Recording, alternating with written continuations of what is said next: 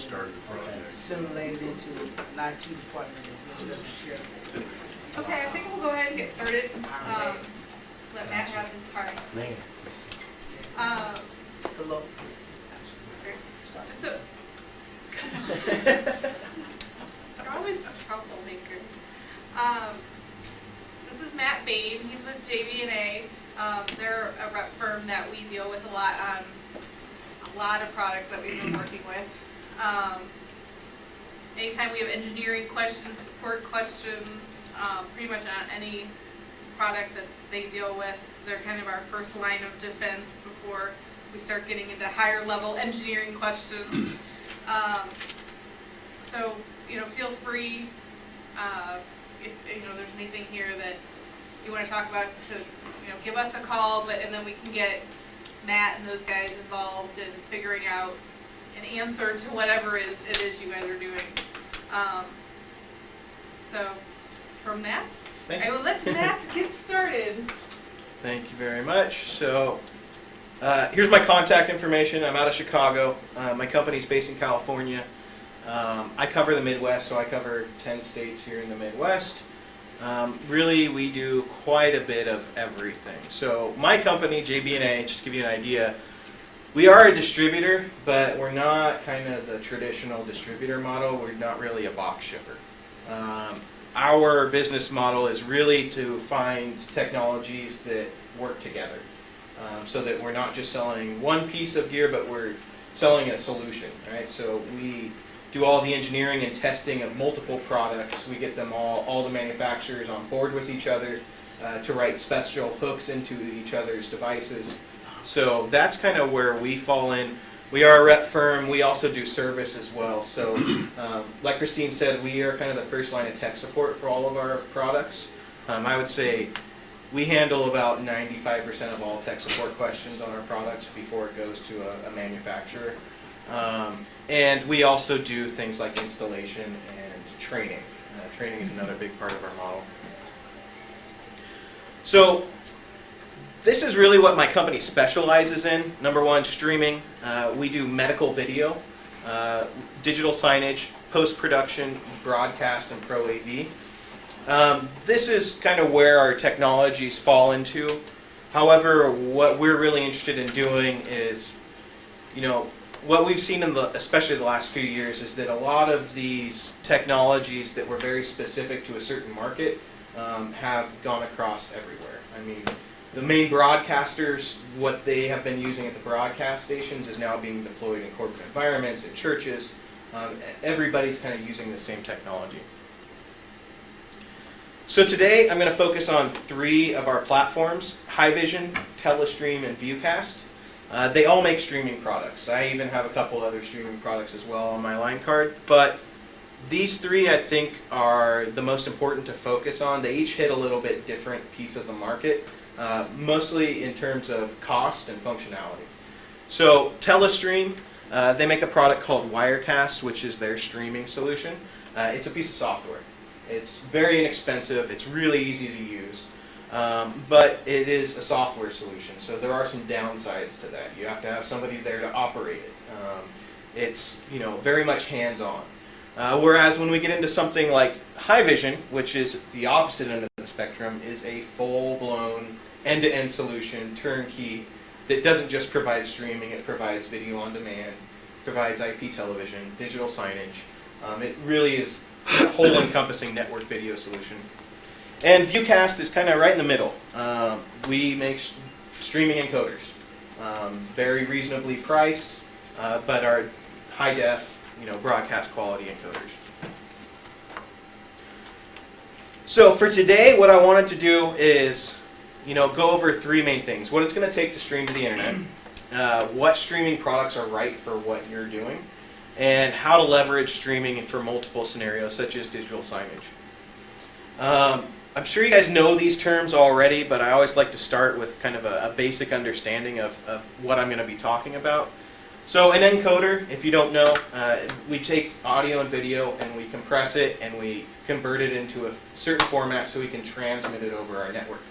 The decoder is going to do the exact opposite. It's going to decompress it and take it from its compressed version and bring it back into its original format so we can display it.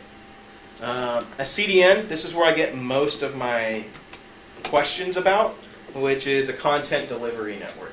So if you're familiar with Ustream, that's a CDN service. What it does is it takes a stream and it produces multiple streams out of it and delivers it to multiple different formats. That is a very important piece of getting video to multiple places, because when we have large amounts of viewers that could fluctuate in how many viewers I have, it's really hard to prepare my own network for those fluctuations. And so normally people go to a CDN, which are services, right? You normally pay a monthly fee by how much bandwidth or how many viewers you're going to have. Some corporations do this themselves, actually quite a bit of them do. But I would say the vast majority of people that are streaming to the internet to the world outside of their own network are using some sort of a CDN service. And then bandwidth, it's just really important to know what your network, how much space do we have on your network to move video around. So, these 4 questions are the first 4 questions that anybody at Modern or myself or any other streaming company is going to ask you when we're looking at streaming solutions. These are the 4 things that we have to know before we can ever start to spec any type of equipment. So, what's the content? The reason we ask this is that the requirements for something like sports are very different than a meeting, right? Because sports have very high motion, and it's a lot more work on an encoder to be able to capture that motion. What's the size of your audience, and where are they located? Are they inside your network? If they're inside your network, things are a lot easier. When they are in the outside world and we're going to the public internet, we have to take some other things into account. And then finally, what is your audience viewing content on? When we start talking about encodes and encoders, we need to know what formats of encodes we need to create. iPhones are going to use something different than a Windows mobile phone. So if my entire audience is sitting in my network and they're all on Windows PCs, there's not very many variables. It's very easy to do. When I'm going out to the outside world and I need to make sure everybody has access to my content, I need to be able to support multiple different formats. So the first one that I'm going to talk about is Telestream's Wirecast. Like I mentioned, this is a software solution, and this is actually what the software looks like. The great thing about it is that, number one, it's extremely low cost, and number two, it gives you somewhat of TriCaster functionality. It's going to allow me to pull in multiple feeds, so I can have multiple cameras that all would be connected to one machine. So I have a computer, I install software on it. I can either directly attach a USB camera. If I have an ingest card, like a Matrox box, I can pull in other sources. And I'm actually going to see my sources right here on the interface. And I can make cuts between them. I can do, it has virtual studios, so I can actually do green screen effects on it. I can do graphics on it. But it is a software solution, so there are some limitations to that. I know, TriCaster's great because I actually have some hardware in front of me where I can be making switches on knobs. This is a keyboard, created solution. However, the cost is incredible. So as you can see, the standard version is $445, and the Pro version is $1,000. $5 less than $1,000. In my opinion, this is the best stuff that you can get for under $1,000. It's pretty incredible what you can do with it. I use it all the time. Most people that are doing webcasts are using Wirecast. Right now, it's actually, if you go to Ustream, and I know you guys have used Ustream, they have their, I think they call it like Ustream Producer. Mm-hmm. That's Wirecast. Yeah. So that's a downgraded version of Wirecast. They're also about to release one for YouTube as well. So the YouTube Pro accounts, I believe they call them, which nobody has access to yet, they will have a version of Wirecast. The problem with those is that they're downgraded a bit because they offer them for free. So these versions will offer you quite a bit more, but it's essentially the same tool. You can create multiple different streams within Wirecast. However, you can only do one at a time. So I can record and I can stream one stream out at the same time, and that's my limitation. So if I need to send one stream out somewhere, it's great. But the other thing is that it's already integrated into streaming services like Ustream, Justin TV, Livestream, Akamai, and Limelight. So they're already in the interface. I just have to have a user account with those, and it's really easy to set up. And being able to record to disk. So I can record anywhere on my network with this software. So Viewcast is a publicly traded company since '97. They're based in Dallas. They have, I think they're going to hit 100 employees this year. You know, decent-sized streaming company.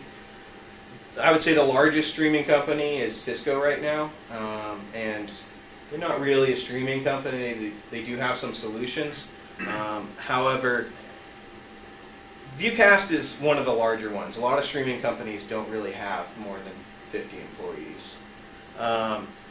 Their Osprey cards are probably their best-selling piece of gear, which are ingest cards you can install into a machine. It says up there we have 370,000 that have been deployed globally. It's a very, very popular card. So what I'm going to show you today is what's called their Niagara systems, which is basically we take those Osprey ingest cards and we have created an appliance out of them. Here are, you know, everybody likes to tout their big customers. I would say most of their customers are not these guys. They're, you know, schools, churches, small corporations. But you'll see that I have it broken out by digital asset management customers as well. They do have software that allows me to, number one, schedule things to happen, as well as manage the videos after they're recorded. And also we have some video on demand capability with them as well. So this is a network topology somewhat, but really what I'm trying to show here is that we can take any source, we feed it into one of these Niagara boxes, and then we can go out to multiple places. The nice thing about Viewcast boxes is that they allow me to create multiple streams and send them to different locations. So if I have, in this case I have 3 different networks. I have a CDN, so everybody that's out on the outside world is pulling from this CDN. I have my enterprise network, so everybody that's inside my network is going to be pulling from here. And then I also have a mobile network. Now all 3 of these are going to require different streams. So any one of these boxes can produce those multiple streams. That's where Viewcast starts to look really attractive, is when I need to produce multiple things for different people. So I can send out an Apple, an Apple H.264 stream, or I can send out a Flash stream, and I can do them all simultaneously. One box? Yes. There'll be a caveat. There's 2 boxes that only do one, and I'll point those out. So beyond that, everything that we do on the Viewcast boxes can happen directly from the front panel on all of their products except for these 2. These 2 I actually need to get into the GUI, which is a web GUI. But everything else is, I can do everything from the front panel, or I can get onto the web GUI. You can do either or. And we also, the simul-stream technology is what allows me to create multiple streams. So one input, multiple outs. So I'm going to start on their product line. I'll show you guys their boxes, what the differences are, and then I'll go into High Vision, and then I'll actually show you how they work and how I can work with inside them, edit their properties. So this is the Niagara 2100. This is one of the boxes that I mentioned doesn't do multiple format streams. I can send out multiple streams of the same format. I can actually do like a high-low stream. So I could send out one that's higher resolution than another. But this box only does Windows Media encoding. So it's a lot less expensive than their other boxes. If I only need to do a Windows Media stream, something like Ustream, they can take kind of any stream that I give it. So I can, if I'm just doing one stream up, this is a really good solution. It's a lot less money, but you're going to have that limitation of it only does one type of stream. So if I need something else, it's not going to do it. The next box is the exact same thing, except instead of doing Windows Media, we do Adobe Flash. So this is a H.264 Flash encoder. Same exact thing. What's nice about these, as opposed to some of their other ones, that once we get up higher, you'll see that they're going to want SDI inputs, which for a lot of people isn't, we don't have SDI. So these will take component and composite, which is really nice. Now, we can use converters to get stuff into SDI or HDSDI, but I would say that a lot of people are like these because they're very simple to use. However, these are both standard def. So the next one is the GoStream Surf. This is another standard def box. However, this is when I start to introduce simul streams, so multiple streams coming from this box. This one, as well as the next one that I'll show you, they both have a CPU meter. So it's a full-blown PC in this box. And really, every time I make a stream, I'm hitting the processor in that CPU. So my limitation to streaming is how powerful that CPU is. So what you'll see is that when I start to create new encoders and start to stream them, my CPU usage is going to go up.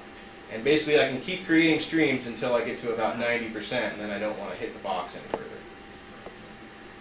further. But extremely easy to use. They're pretty rugged. I have this version, the 4100, that's sitting in the back. We're actually streaming to Ustream right now with it. But I really like this box. It's a high def box. So this is the first version of high def that we're getting into. But this does have a SDI or HDSDI input. And we pull the audio from that as well. But it also does have balanced and unbalanced stereo audio. This is kind of the utility knife. This is where I see most people, this is a really good bet. Unless you just have, you know what your need is going to be today and tomorrow and next week.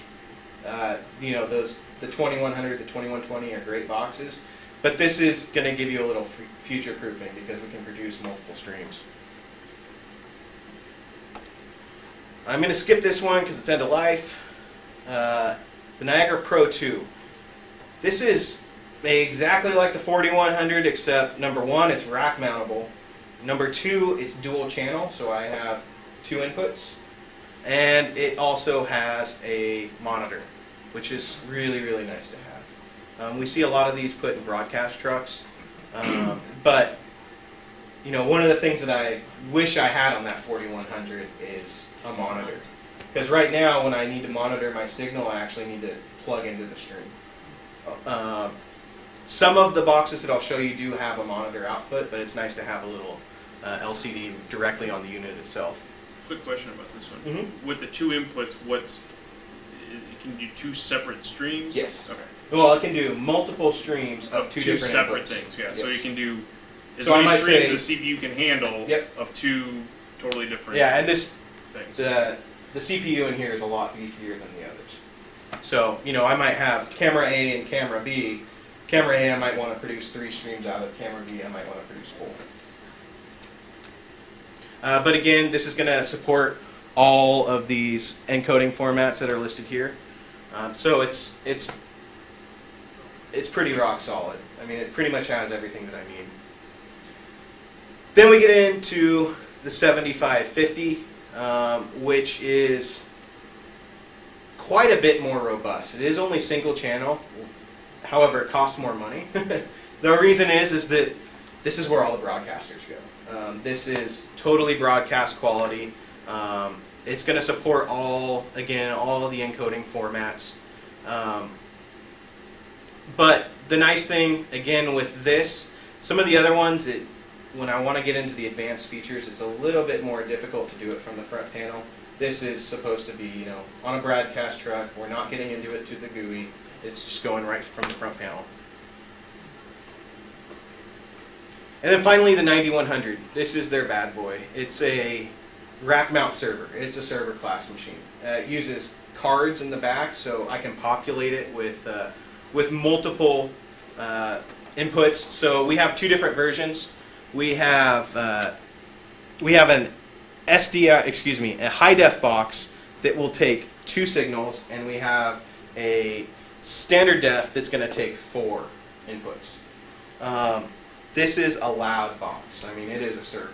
Right? I would not want to sit next to this all day long. The one that you hear in the back there, that little hum, that's about half of what that produces.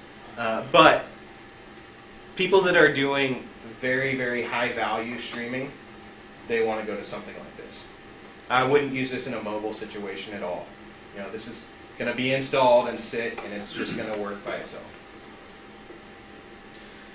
So the SCX is their management software. Another thing I don't think I have on my slideshow is they actually have an SDK. So there is a developer kit that you can have, and so we can, you know, work this software into any other thing that we need. RS-232 controllable, so if we want like a Crestron control system to operate this, we can do that. So I think this is my favorite.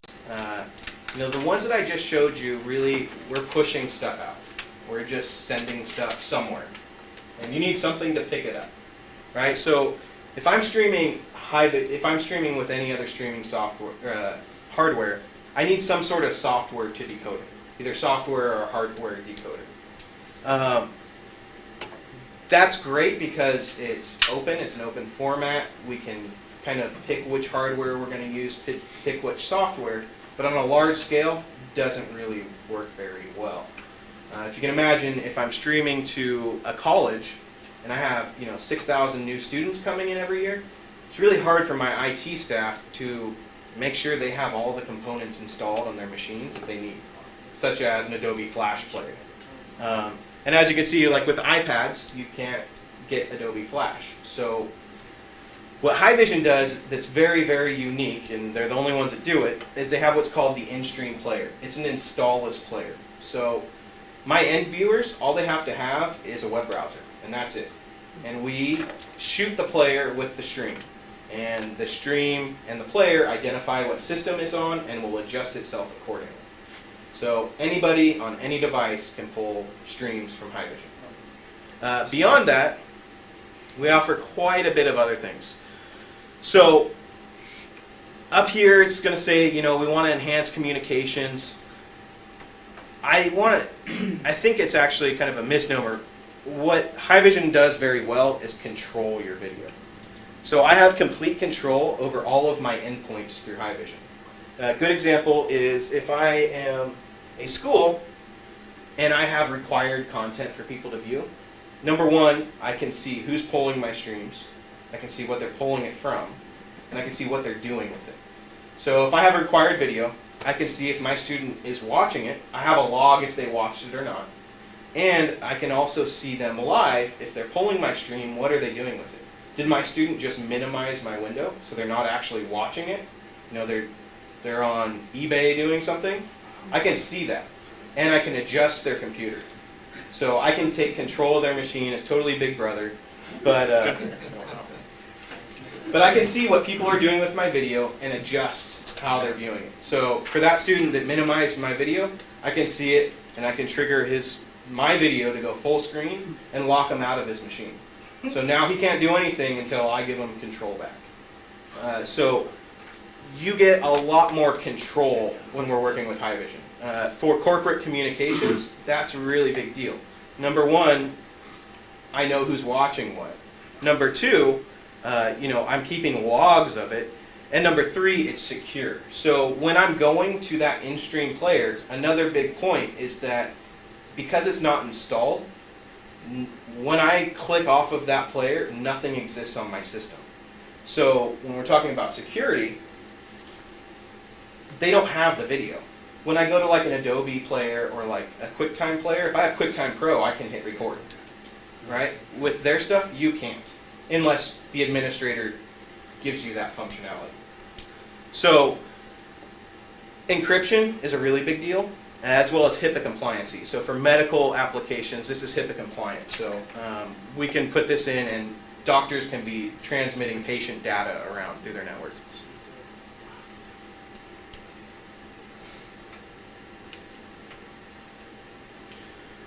So unified communications is their big thing.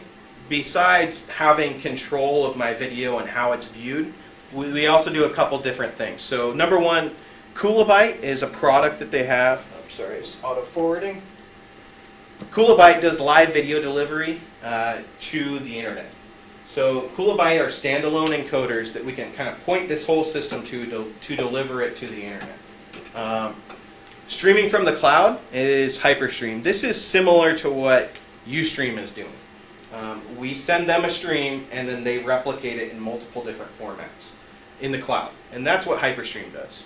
So for companies or businesses that don't want to rely on a service like Ustream to do that, and they want it all in-house so they can control it, Hyperstream is what does that. They also have a signage product called CoolSign. CoolSign is, we run the Pentagon on CoolSign. So number one, it's super secure. Number two, I can control large networks with CoolSign. So 90% of all shopping mall digital advertising is done through CoolSign. And most of it's done by one single person. So one single person controlling thousands of players. It's a lot of signage software you can't really do that effectively with. And we can also do some really interesting things when we pair it with the rest of our streaming content, because now I can stream live video into my digital signage. So if we have digital signage, you know, picture a lower third graphic, weather over here, and then live video in the middle. We do that a lot in stadiums. And then finally, encode and deliver, which with their encoders.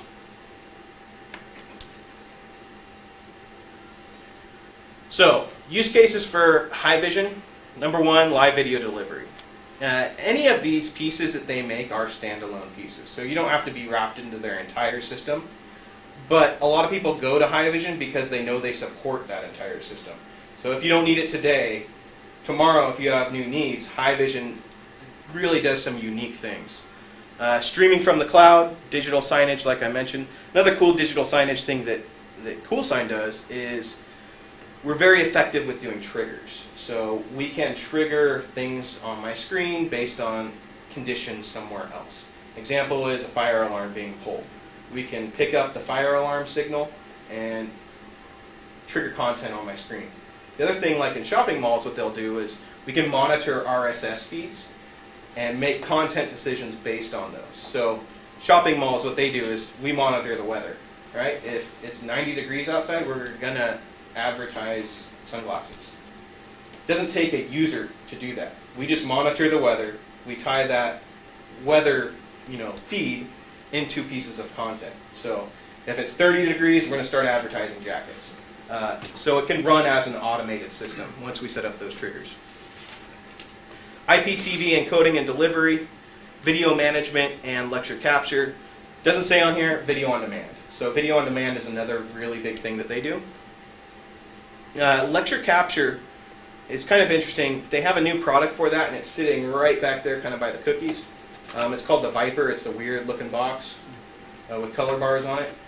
What that does is it takes two inputs. So I can take like an input from a camera and an input from like a PowerPoint or a computer. I see it used in churches quite a bit.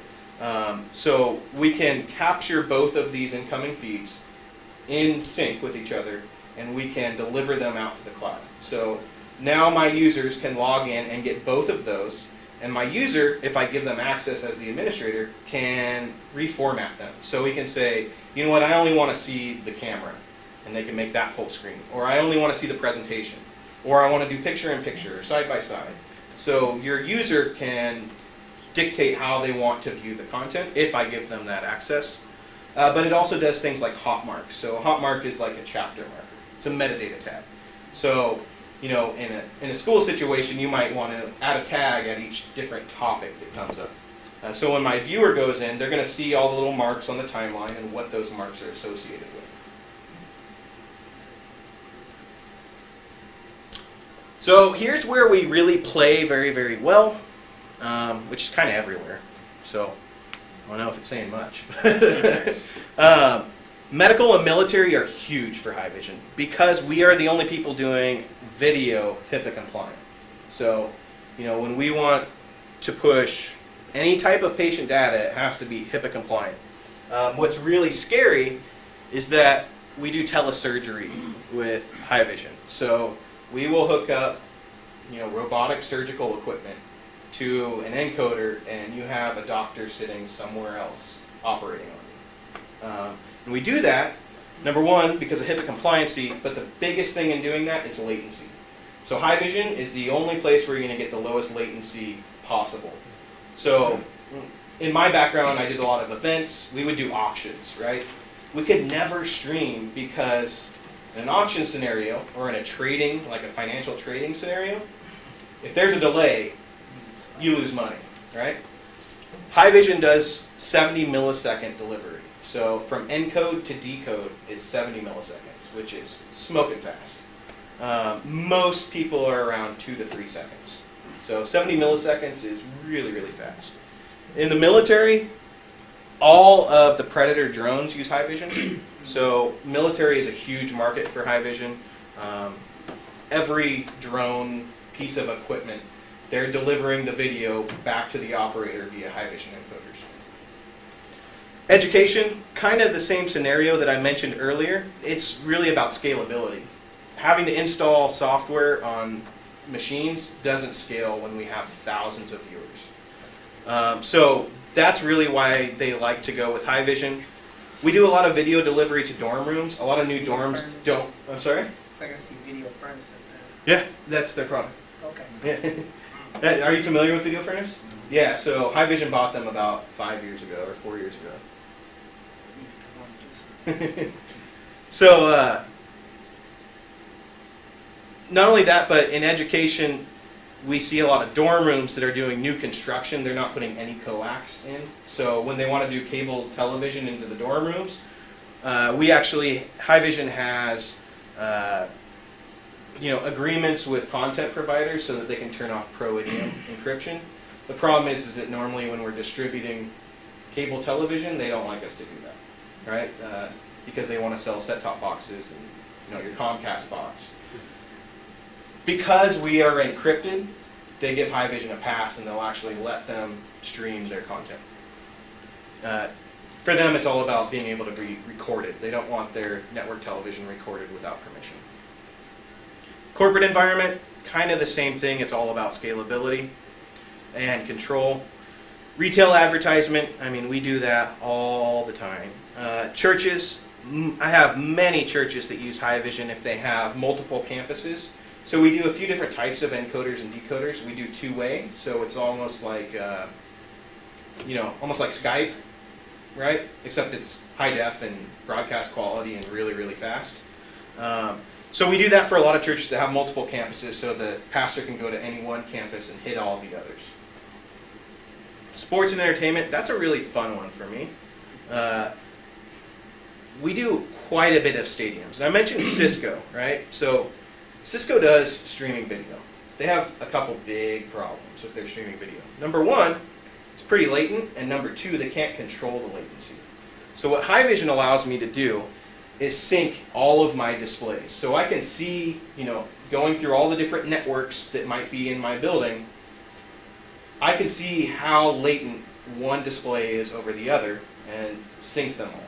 So everything in my installation is all together. Cisco can't do that. Nobody can do that. So actually I go into a lot of different arenas and football fields that they had Cisco and it doesn't work. The worst part is when you are sitting down watching the game and you get up and go to the bathroom and they have a screen in the bathroom and you're watching what you saw on your seat, right? Or if you're walking around the stadium and every different screen is at a different time. And OEM, we are OEM'd in quite a bit of different solutions, especially in the medical market. So I'm going to give you a couple use cases and why High Vision fits very well. This is British Petroleum. They have 2 trading floors. They have one in Chicago and one in Texas. I think this is the one in Texas. I don't know if you can see how vast this room is, but there's over 350 desktop computers on this in that one room. And each aisle is capped by a flat panel. There's flat panels up here. There's flat panels all around the walls. I mean, there is hundreds of displays in the same room. They wanted High Vision, number one, because they're doing trading. So we need to have the least amount of latency. Number two, we can sync the displays. If you walked into a room with 600 displays in it and they weren't synced up, it would be a mess, right? So that's really why they like Haivision as well as the encryption. This really got pushed, unfortunately, after the oil spill in Louisiana, when a lot of corporate communications were leaked to the press, right? So they decided that, hey, maybe we should start securing all of our video. And that's where Haivision kind of came in.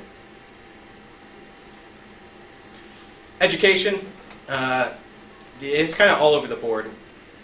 These education facilities do so many different things. So we're in the, the hospitals that are on-site campuses. So we can, deliver their data. We're doing delivery to the dorm rooms. We're doing video on demand for their classroom content. It's kind of all over the board. The schools do, I think, the most with these systems, just because they're so diverse.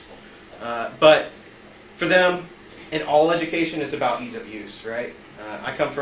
My whole family's a teacher except for me, and to teach them technology is very difficult for me. So everything has to be really, really easy to use. That box back there is really designed for classrooms because it has 3 buttons. It has record, stop, and stream, and that's it. And maintenance. IT staffs get really scared when we start pushing video around their network, and they think they have to manage this, and what's the security, what are you doing to my network? Haivision's very good at that. How much you can push through it all. Exactly. So everything with Haivision, I can add a cap. So my IT staff says, hey, you guys have 8 megs and that's it. I can put a cap on my system and it will never go above that. So that's very important for those IT staffs. Medical, I already touched on. I'll actually move forward to houses of worship. Again, on demand is really cool. It's for churches, it's all about outreach, right? How many people can you touch with your message? So this, number one, we're making sure that everybody can get my message because I don't have to have a particular piece of software installed. And number two, it's just easy to use. A lot of video on demand systems are kind of difficult to navigate through for an untrained person. This comes up and it looks like the DVR in your home. I mean, you select what you want. Do you want to watch a live stream or do you want to watch recorded content?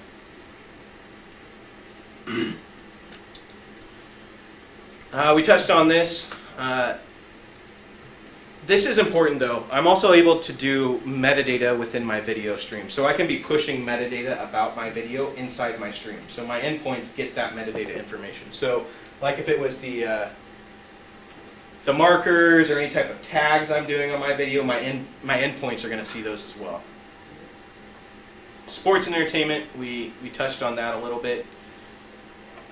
I think the Pittsburgh Steelers did it the best so far that I've seen, in that it's all IPTV throughout their Heinz Field. And so you go into any of the boxes, and the boxes can pull, we can watch pre-recorded games from last week, we can be previewing plays that happen, we can look at highlights of some player that's playing well in the game, and everybody gets their own unique experience, right? It's not one person determining what everybody gets. Every box has a remote control, and they can choose what they want to view. And in sports, it's always integrated into their digital signage, because digital signage is all about selling stuff, right? So hot dogs, whatever they're selling. So I'm going to quickly go through the Haivision product line, and then I'll show you guys how these products actually work.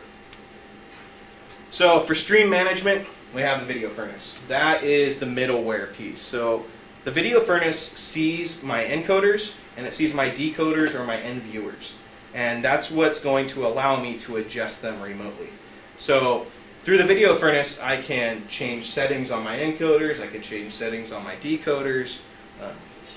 I really have all the control that I want happens through the video furnace, and that is a server product. So I actually have a small one that's sitting back here. I don't know if you guys can see it, but it's just a small box. This is a demo version. It's normally a rack mountable server. Encoders and decoders, we have quite a few. The Mako, all of their encoders and decoders that I'll show you, they either come in this form factor, so like an appliance, a little box, but they are also all blades. So if we're doing a high channel count, they can go into a chassis. The Mako is a two-way device. So this is what I use in a lot of churches or anybody that needs kind of telepresence type functionality where we're doing a two-way conversation. However, in all of their other encoders, we do two-way audio. So somebody that's on the decode end can plug in an audio, a microphone, and we can be talking back and forth, but the video is only going one way. So the Makito is their high-def, single-way transmitting encoder, and the Barracuda is the standard def version. For multi-stream recording and publishing, it's this Viper box that's sitting back there. So what's interesting about the Viper is not only do I have two high-def encoders built into it, and I can be mixing those two, but it also has the entire video furnace infrastructure built into it. So all I have to do is put in that little box and give it network connection, and I can be serving live video and video on demand to 150 people simultaneously. So it gets up to 150 people, and that box will handle it by itself. It's probably the easiest thing I've ever installed in terms of streaming. Now, we have another version of the product, and I didn't mention, but that has an 800 gig hard drive in it, so we're doing the recording for the video on demand locally. There's a lot of instances where we want to do multiples of those, like schools. So multiple schoolrooms, they're going to want one in each schoolroom, right? Price or something. $20,000. If I was to piece together that solution, so this product was just released in January. If I was to piece together that before the product was released, it would have cost me about $50 to do the exact same thing. So it's all wrapped into one box, and it's half the price, so that's kind of cool. But this will also allow me, with the other version, which is called the Viper Max, I believe they call it. We actually strip out the video furnace functionality from it, and we strip out the hard drive, and then we'll use a centralized server.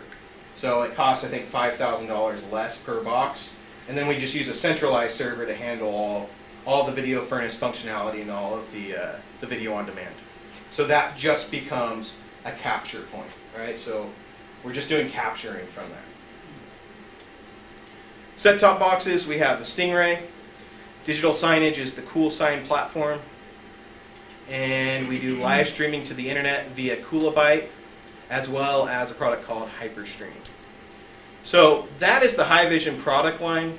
Another thing to note, this is the second largest streaming company next to Cisco. They have around 200 employees worldwide. They have two corporate headquarters, one in Canada and one in Chicago. This is a rock solid company. This is kind of the rock star of streaming right now. So, now I'm done with the slides, so I'll actually show you how some of this stuff works.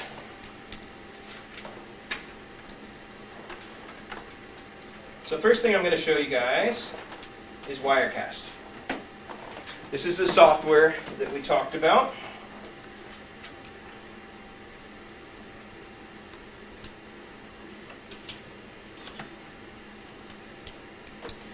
So, here is my Wirecast session.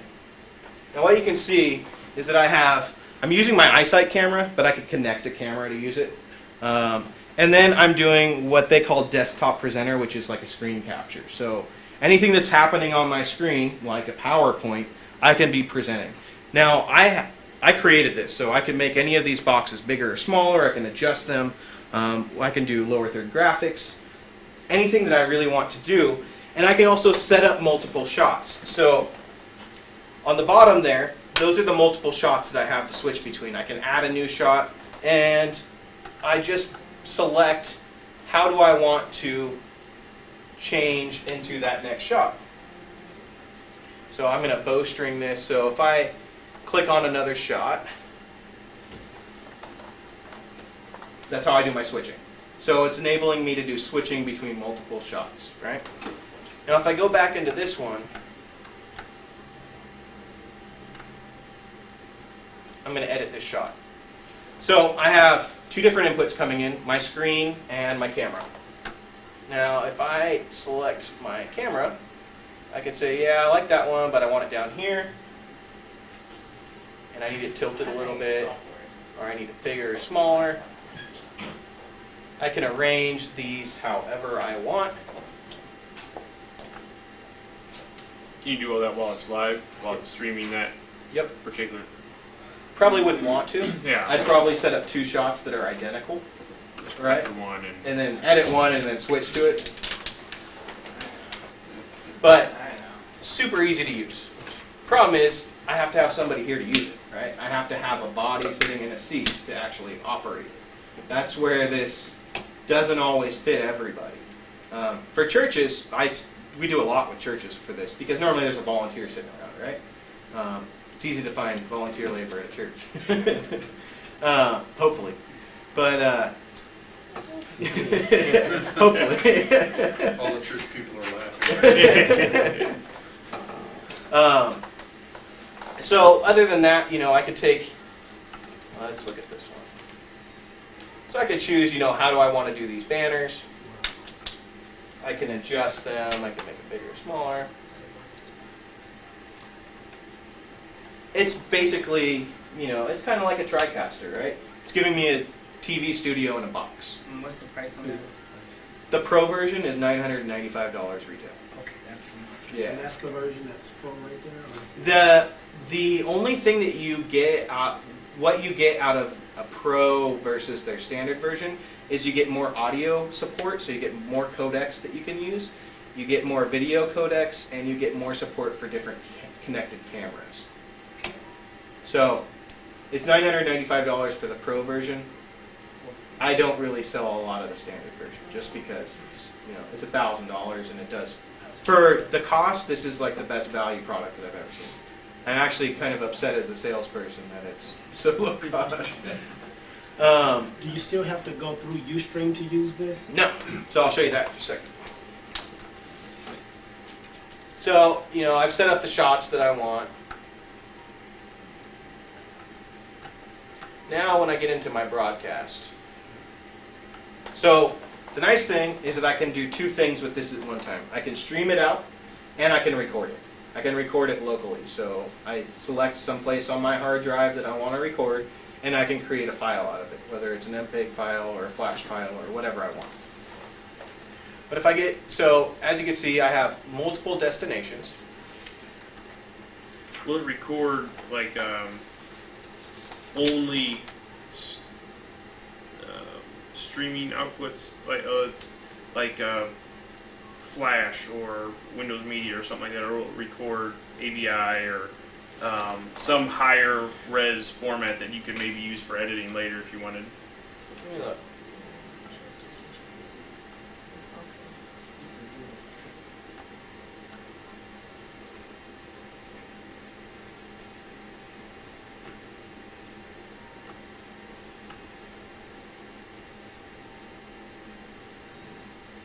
Yeah, it looks like it's just giving me MP4s and H.264s.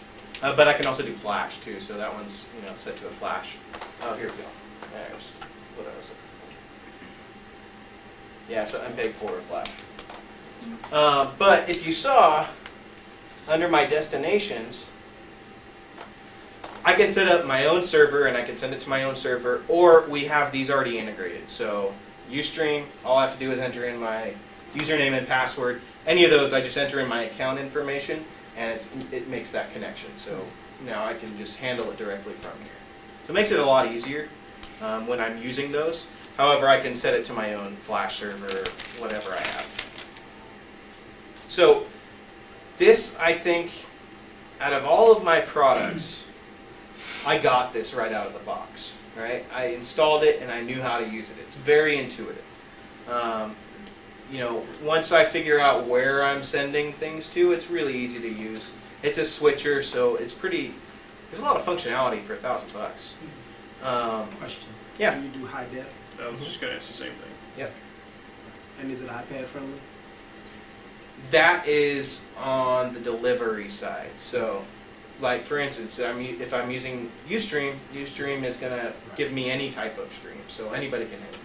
So it really comes down to the CDN. That's one of the points about products like this is that I'm just getting an output, Okay. right? And it needs to bounce off something else to get to devices, like a CDN service. And there are so many different CDNs out there. It's incredible. Some of them are more expensive, some of them are less. But they're all, you know, it all depends on how many viewers you're going to support. So with a product like this, how do you input HD video? Yeah. I mean, from a live source. So Capture card. either a capture card, or I can use a USB or FireWire depending on what my machine has. So if I have a USB high-def camera, I can use that. Or if I have like a Matrox card or, you know. Or USB 3 or something Yep. like that. Yep. So any connected device to my host computer, it will see. And it works in both platforms, PC and Yeah, Mac. LCD and Mac. Yep. So I can set up my broadcast right up here, and then I can hit record as well. So I can broadcast and I can record simultaneously or change when I do both. Question, can I output to burn DVD immediately? I don't know that platform. Does it do watch folders? So if I put a file into a folder, will it start its processing? No, basically, what I'm trying to see if I can do, what we do now is we are recording to a master DVD now. We added a switcher, so it's just connected with live streaming and everything. So it's connected to what the cameras are shooting, what we're switching. I'm trying to see if we eliminated our switcher, which is a basic switcher for SD, and we went all through the computer, if we could somehow have an output to the DVR to record what's coming in. So just a standalone DVD recorder is what you're saying. Right. If you could output I don't know if it would output a signal that it would see. Well, You'd have to have a scan converter or something to go out and turn it into a composite or component feed to go into your DVD. Or Oh, I you see could what get the file from this and then burn it as, you know, re-encode it as an MPEG-2. it's just an analog. That'd be a You time. just have a standalone analog. Yeah, real-time recording. Okay, yeah. So it just kind of depends on your time constraints. Well, we have, we want it immediately. We got about a 15-minute window. Yeah, so then you would have to basically, you would take an output of the stream, convert it back to analog, and run it into your recorder. Okay. Because yeah, that's compressing. Yeah. Okay. Yeah, you could do that with just a set-top box, Yeah. like a open player or something, that are a couple $100. But you would just have that pull the stream and convert it back to analog and input that into your DVR. So, any other questions on Wirecast before I move on? It's a pretty straightforward product. It does a lot. All right.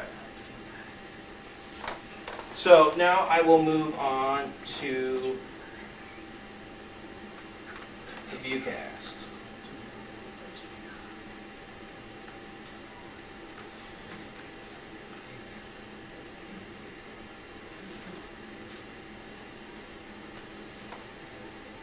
So like I said, any of these things can be configured directly from the front panel, but I'm going in through the web interface, so my box is sitting back there. So I logged in. You can give different usernames and passwords if you want multiple people to have access to it. But I'll jump into my encoders. This is the important part. So those are the encoders that I have set up on my box. I have 8 different encoders that are set up. Each one of them can have different output points. So I could go to Ustream at one encoder. I could go, to my own local streaming server. I could go multiple places. And each one can be doing different things. So it could be a different format. It could be, different resolution settings, different audio. Everything is very unique to each one of these streams. And I have the ability to kind of change them on the fly. Right now, we are sending out this flash encoder out to Ustream. So that's why that's blue. It's streaming right now. So let me get into this flash encoder. So this is one of my flash encoders. It's doing flash H.264. If I was working on a different box, the box that we have back there has one SDI, HDSDI input. So my source is only that, so I don't really have any options there. If we go to some of the other boxes that have multiple inputs, I would choose what source it is. So I can connect multiple sources and stream one of them, right? So at any time I can switch which input is active. We also have the audio settings. You can also set up auto start, so if it sees a signal, it's going to start. Which is kind of nice. And then the important stuff, which is the output. So if I enable my streaming here, this is where I'm going to direct it to where it's streaming to. If I have authentication, I need to add in my username and password. And then we also have output to file. So it has an internal hard drive. We can output it directly to a file in the hard drive. The nice thing is that it has a USB in the front. And I can dump any of these files to USB sticks. So, you know, if it's a meeting and you want everybody to get a copy of the video that happened in the meeting, we can just write it to a USB stick directly from the device.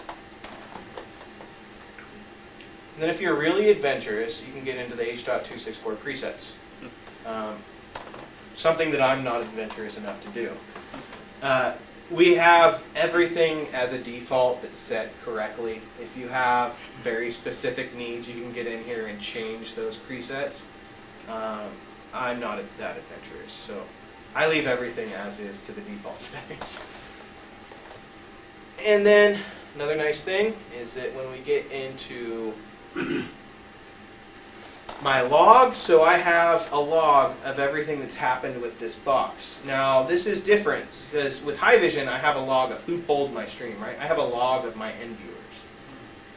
This is giving me a log of the box itself. So what buttons were pushed, what encoders were started, where did things go to. But after they've left the box, I don't have any more record of it. But this is still very, very useful, right? You can see what you did. If you know you're a business and multiple people are using this, you can see, hey, what was the last thing that was done? If something's wrong, it's easy to go back and find, where things might have gone wrong. But we also do alerts. That's what I want to see. No alerts. But if I had alerts, I can set up my email. So this will email administrators or whoever to let them know something went wrong. And you can set up those conditions, like, if the encoder doesn't start, if it crashes, if something happens, email this person. So that's also very, very nice to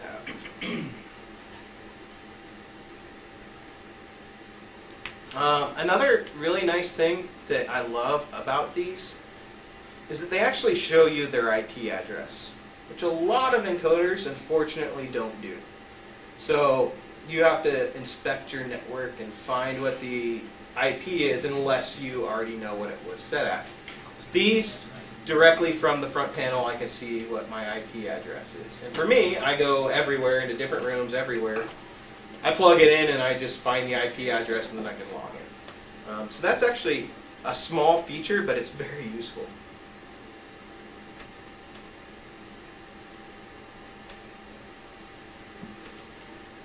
And here is where I would set up a few other things. So, number one, where's the email account that I'm sending from? Where am I sending to?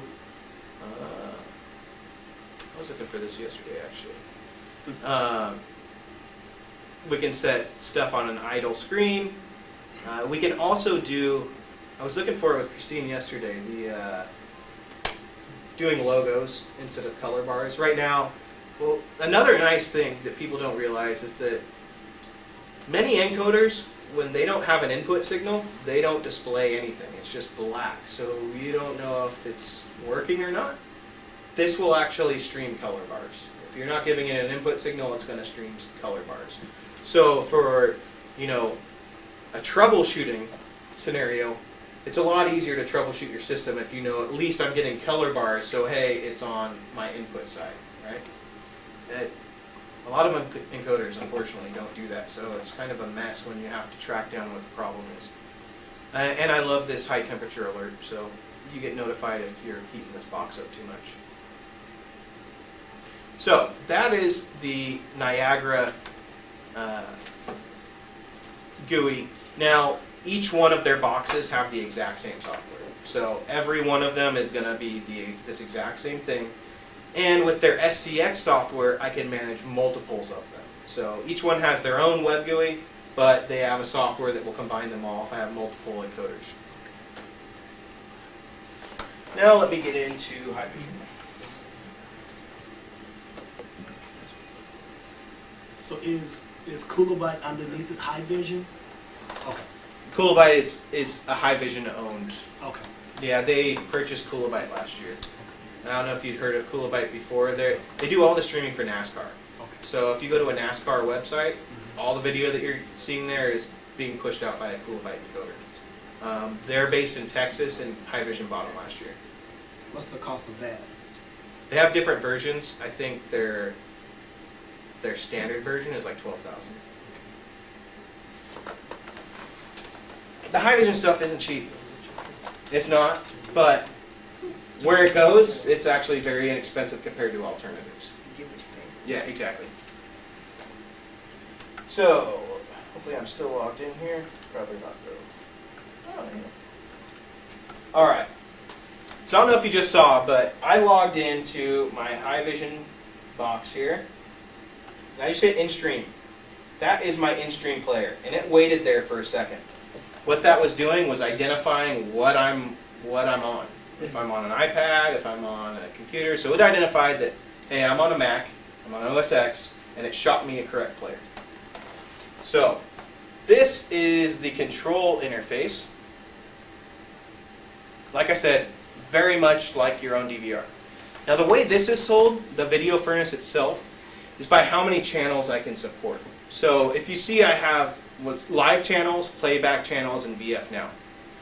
I have 2 live channels, so that means that my system can support 2 live encoders. So I can be streaming 2 live channels, as well as I can support 2 playback channels.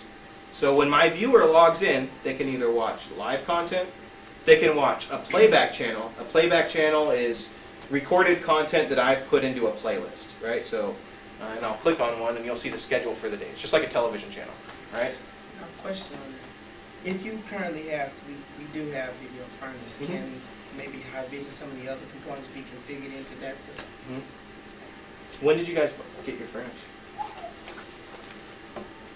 Maybe 9 years ago. Yeah. They've come a long way too. Yeah. This is their newest interface, so yours probably looks a little bit different. Yeah, it's like the old one that go in there. Yeah. Blue and red. Yeah. So then you're familiar with the playback channels, right? So again, that's my schedule for the day on playback channel 1. And then I can also choose to do on demand. So on demand, this is all of the content that has been recorded. And I'll pick this one. So that's what I'm going to watch. I'm streaming this from my server. This functionality right here, what I'm doing, scrubbing, that's really, really hard to do for video on demand. It's extremely hard to do. I haven't seen one other system that can do it that responsive. I also have those yellow marks. Those are hot marks. So you can add those live. You can add them in post. But those are my markers. So if I jump up to how to boil milk, there we go. That responsiveness right there, I just jumped to a hot mark and it started playing. That's smoking fast for network video. So you can see how that could be used in many different scenarios, whether it's a meeting, if it's a class, if it's, you know, if it's a church sermon. It's pretty fast for editing. It really is. Mark, go ahead and go into it that quick. It's pretty fast. Yeah, my DVR doesn't work that fast. So, let's see. I can also do things like this. Where'd it go?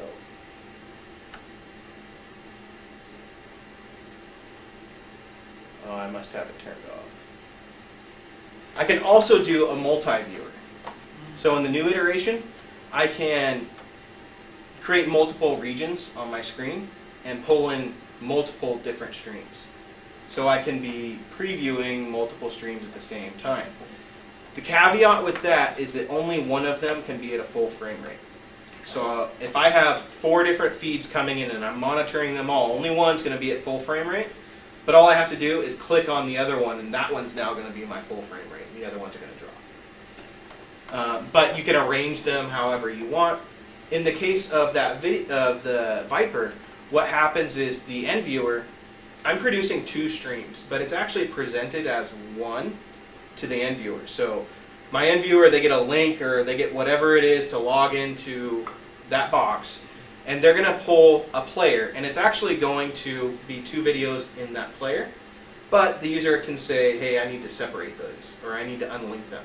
And then I can break them out, and I can rearrange them however I want. So it is 2 individual streams, but kind of standard we present it as one. But your user has the ability to change that.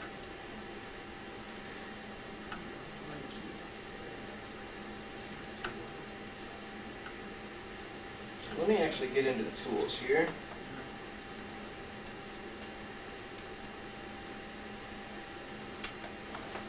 Yeah, that still looks. Very similar? Yep. So, if I get into this admin, actually, you know what? Number 1, users and groups, big deal. I can determine who gets access to what pieces of content. But on kind of the network video side, if I am doing scheduling of network television, we actually work with the Tribune Media Service. So we can download all of these logos from my channels. So if I have a CNN channel, when my viewer goes to look, they actually see a CNN logo for that channel. It just makes navigating what you're looking for much easier.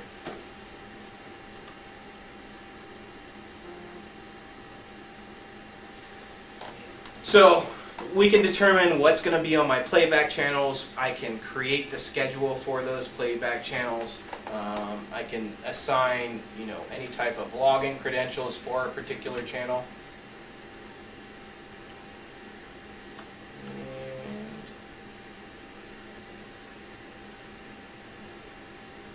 here's where I get in and pull any reports, who watched what did they do with it. This is my favorite part though, command and control. So through command and control, this is where I can take command and control of any of my end viewers. So if I get in here, for some reason I haven't given myself access to it. But if we see right here, I have a current command. So basically I issue a command, whether it's guide open, whether it's change channel, whether it's send an instant message. Anything that I want to do to those endpoints, I can issue that command from here and tell it where that command needs to go. So I can say, you know what, only marketing department needs this instant message. And I'll only send a message out to their players. I think that might be a little bit newer than the older version, because the older version you could do the signage, but it was across the whole IP network. Yeah, So I can do targeted per so you can do individual. targeted. Yeah.